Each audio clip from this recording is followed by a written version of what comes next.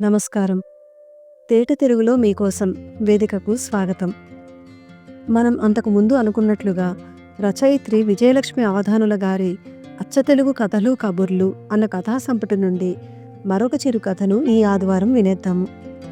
మొదటి చిరుకథ నుంచి వినగోరువారు కింద ఉన్న వివరణ పట్టీలోని అనుసంధానం ద్వారా వినండి, అంటే డిస్క్రిప్షన్ బాక్స్లోని లింక్ ద్వారా వినండి. ఈ ఆదివారం మనం వినబోయే కథ పేరు ముల్లో కాలే జడకుప్పెలై. ఇందులో చైతన్య అనే పాత్రకి జడకుప్పెలు పెట్టుకుని వయ్యారంగా నడుస్తున్న భామ కల్లోకి వస్తూ ఉంటుంది. మరి ఆ కళ ఏంటో, అతని కథ ఏంటో వినేద్దామా? ఎర్ర మట్టి బాట, బాటకు రెండు వైపులా రంగురంగుల పూల మొక్కలు, పూల మీద జుమ్మంటున్న తుమ్మెదలు, గాలి నిండా పూల పుప్పొడి పరిమళం. ఆ పొడివైన బాట మీద ఆమె వయ్యారంగా నడిచిపోతోంది. ఆమె నడుస్తూ ఉంటే పొడుగాటి ఆమె జడ చివరి జడకుప్పెలు అందంగా నాట్యం చేస్తున్నాయి. ఆమెకు 25 అడుగుల దూరంలో అతను నడుస్తున్నాడు. అతనికి సీతారామయ్య గారి మనుమరాలు చలనచిత్రంలోని పూసింది పూసింది పున్నాగా పూసంతే నవ్వింది నీలాగా అన్న పాట గుర్తొచ్చింది. ఆ పాటలోని ముల్లో కాలే కుప్పెలే జడ కుప్పెలే ఆడ జతులాడ అన్న చరణం అతనికి చాలా ఇష్టం. ఆమె అలా నడుస్తున్నప్పుడు వెనక నుండి చూస్తున్న అతనికి ఆ చరణాలే గుర్తొచ్చాయి. అబ్బా, ఎంత అద్భుతమైన భావన! 3 లోకాల్లోని అందాలు ఆ జడకుప్పెల్లోనే ఇమిడిపోయి ఆమె నడుస్తుంటే తకతరికిటజుం అంటూ నాట్యం చేస్తున్నాయట అనుకున్నాడు పరవశంగా. ఆమె అలా నడుస్తూనే ఉంది. ఒక్కసారి వెనక్కి తిరిగి చూస్తే బాగుండును, ఆమె మొహం కూడా ఎలా ఉంటుందో తెలిసేది అనుకున్నాడు అతను. ఆమె నడక ఆగింది. నెమ్మదిగా వెనక్కి తిరుగుతోంది. మరొక్క క్షణంలో ఆమె మొహం కనపడుతుంది. ఆమె వెనక్కు తిరిగింది. కానీ ఆ మొహం పూర్తిగా కనపడకుండానే అలా అలా కరిగిపోయి గాల్లో కలిసిపోయింది. ఉలిక్కిపడి లేచాడు చైతన్య. ఎందుకు ఆ అమ్మాయి ఎప్పుడు కళలో వెనక నుండి కనపడుతుంది, ఒక్కసారైనా మొహం కనపడదు అనుకున్నాడు నిరాశగా. ఒక్కొక్కసారి మంచు కొండల మీద తెల్లని చీరలు నడుస్తూ కనపడుతుంది. ఒక్కొక్కసారి పొలం గట్ల మీద పరికిణి ఓణీల్లో చెంగు చెంగును పరిగెడుతూ కనపడుతుంది. ఒక్కొక్కసారి సముద్రపు ఒడ్డున ఇసుకలో నెమ్మదిగా నడుస్తూ కనపడుతుంది. ఎన్నిసార్లు అలా కనపడినా ఎప్పుడూ వెనక నుంచే కనపడుతుంది. ఎప్పుడూ ఆ పొడుగాటి జడ చివరి జడకుప్పెలు వయ్యారంగా నాట్యం చేస్తూనే ఉంటాయి. అత్తయ్యోయ్, ఇవాళ నేనేం చేశానో చెప్పుకో అన్న స్రవంతి కేకతో ఉలిక్కిపడ్డాడు చైతు. ఈ స్రవంతి ఏంటి ఇంత ఉదయాన్నే వచ్చేసింది? ఎప్పుడొచ్చినా అంత గొంతు పెట్టుకుని అరవకుండా ఉండదు కదా. మళ్ళీ ఏదో కొత్త వంటకం తీసుకొచ్చినట్లుంది. ఈ పిల్లకి తిండి తప్ప మరో గోల లేదు అనుకున్నాడు చిరాగ్గా. ఆవు పెట్టిన పనసపొట్టు కూర వంటింట్లో పని చేసుకుంటున్న అమ్మ అడుగుతోంది. కాదు. దబ్బకాయ పులిహోరా?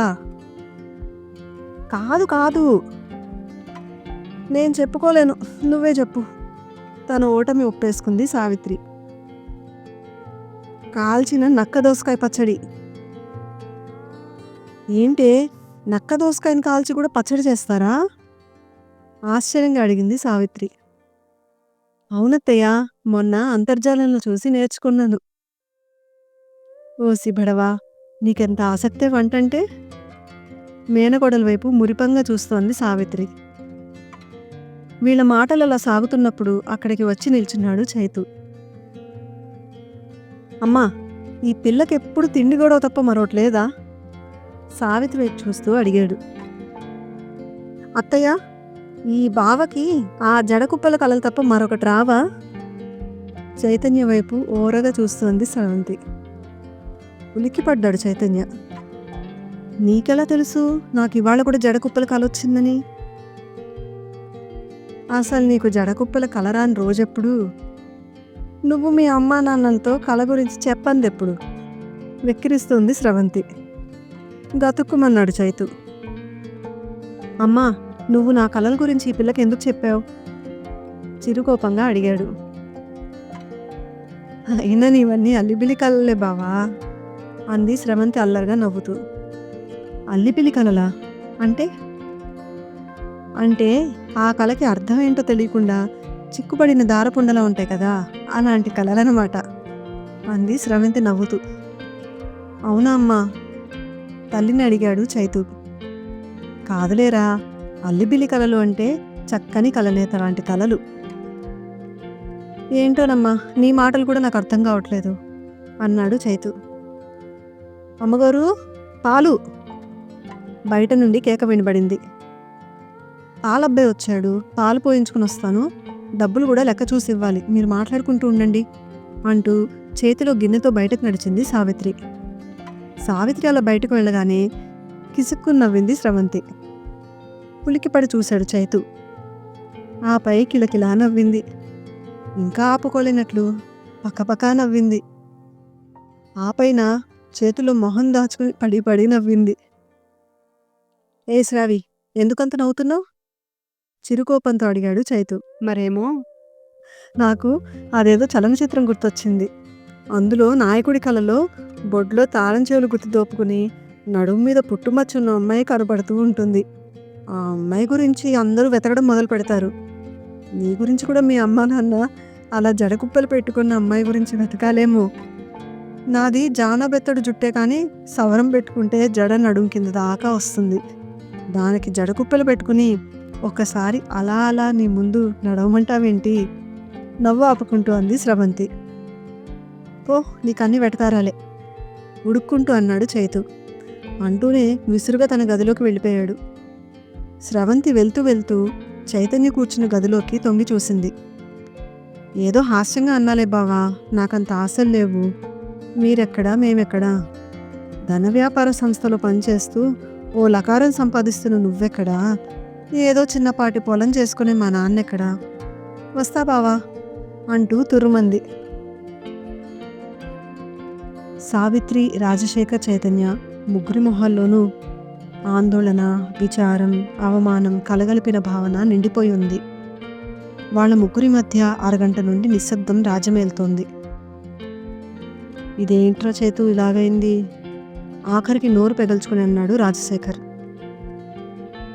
ఇంకా చెరసాల్లో పెట్టలేదు, ఉద్యోగానికి రాజీనామా చేసి పొమ్మన్నారు, అంతవరకు నయ్యన్నా అన్నా, అన్నాడు చైతు కళ్ళు తుడుచుకుంటూ. అవునరా చేతు, మీ సంస్థల్లో ఇలాంటి మోసాలు కూడా జరుగుతూ ఉంటాయా? సగం ఆశ్చర్యంతోనూ సగం విచారంతోనూ అడిగింది సావిత్రి. అవునమ్మా, కొందరు ఏవో అవినీతి చర్యలకు పాల్పడ్డారు. నేను అడ్డుకొన్నానని నన్ను ఒక అవకతవక చర్యలు ఇరికించి ఉద్యోగం నుండి రాజీనామా చేసేటట్లు చేశారు. ఇప్పుడు నాకు ఒక వేరే ధన వ్యాపార సంస్థలో ఉద్యోగం కూడా దొరకదు. తలను రెండు చేతుల మధ్య ఇరికించుకుని అన్నాడు చైతన్య. వీళ్ళు ముగ్గురు అలా కూర్చుని ఉన్నప్పుడు అక్కడికి వచ్చింది స్రవంతి. అత్తయ్య, ఒకసారి ఇలా వస్తారా? పక్క గదిలోకి వెళ్ళి పిలిచింది. సావిత్రి పక్క గదిలోకి వెళ్ళింది. జరిగిన విషయం ఊళ్ళో అందరికీ తెలిసిపోయింది అత్తయ్య, కానీ అందరికీ తెలిసిపోయిందని బావకు తెలియనివ్వకండి. అసలు 2-3 రోజులు బావతో ఈ విషయాలు ఏవి మాట్లాడకండి. ముగ్గురు కలిసి ఏవైనా చక్కని పాత చలనచిత్రాలు చూసుకోండి. వీలైతే ఏదైనా దూరంగా ఊరికి వెళ్ళండి. ముందు బావ మనసులో నా బెంక దూరం అవ్వడం ముఖ్యం, అంది. ఇప్పటికిప్పుడు ఎక్కడికి వెళ్తామే? బంధువుల ఇంటికి వెళ్ళినా మళ్ళా ఈ ప్రసక్తే తీసుకొస్తారు. పోనీ మా నాన్న వ్యవసాయం చేసే ఊరికి వెళ్తారా? అక్కడ మన పెంకుటింట్లో కొన్నాళ్ళు ఉండండి. నువ్వు కూడా వస్తావటే, అక్కడ మాకు కొంత కొత్త కదా. ఓ, తప్పకుండా అత్తయ్య, అంది స్రవంతి. పల్లెటూరికి వెళ్ళిన 15 రోజుల్లో మామూలు మనిషి అయ్యాడు చైతన్య. బావా, కోపం తెచ్చుకోనంటే ఒక విషయం అడగనా? ఆప్యాయంగా అంది స్రవంతి. అడుగు, నిర్లిప్తంగా అన్నాడు చైతు. బావా, నువ్వు చదివిన చదువేంటి? విజ్ఞాన శాస్త్రంలో పట్టా. అంటే విజ్ఞాన శాస్త్రంలో దేనిలో పట్టా సంపాదించావు అని నా ఉద్దేశం, నవ్వుతూ అంది.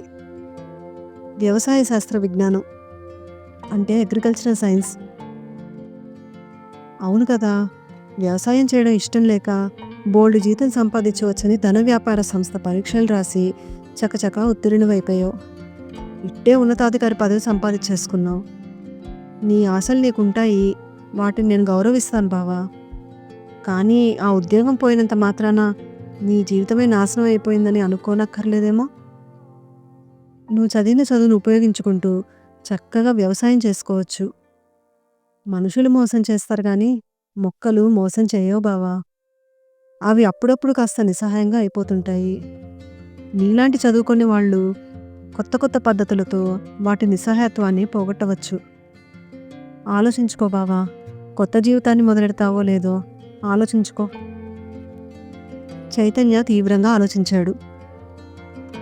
కొత్త జీవితం మొదలెడతాను, మరి నాకు నువ్వు తోడుంటావా? నా కొత్త జీవితంలో మొక్కలే ఉంటాయి, మోసం చేసే మనుషులుండరు అన్నాడు దృఢంగా. కొన్ని నెలల తర్వాత పొడుగాటి జడచివరి జడకుప్పలతో పొలం గట్టు మీద చకచకా నడుస్తోంది స్రవంతి. ఆ జడను చూస్తూ వెనక నడవడం లేదు చైతు, ఆమె చేయి పట్టుకుని పక్కనే నడుస్తున్నాడు. సమాప్తం. ఇదండి ముల్లో కాలే జడకుప్పెలై అన్న చిరుకథ. మళ్ళీ వచ్చే ఆదివారం మరొక చిరుకథతో కలుద్దాము. ఈ కథ పఠనం మీకు నచ్చినట్లయితే నా వేదికలో ఇష్టపడండి, నలుగురితో పంచుకోండి, నా వేదికకు చందాదారులు కండి. అదేనండి, లైక్ చేసి షేర్ చేసి సబ్స్క్రైబ్ చేయండి అని. ధన్యవాదాలు.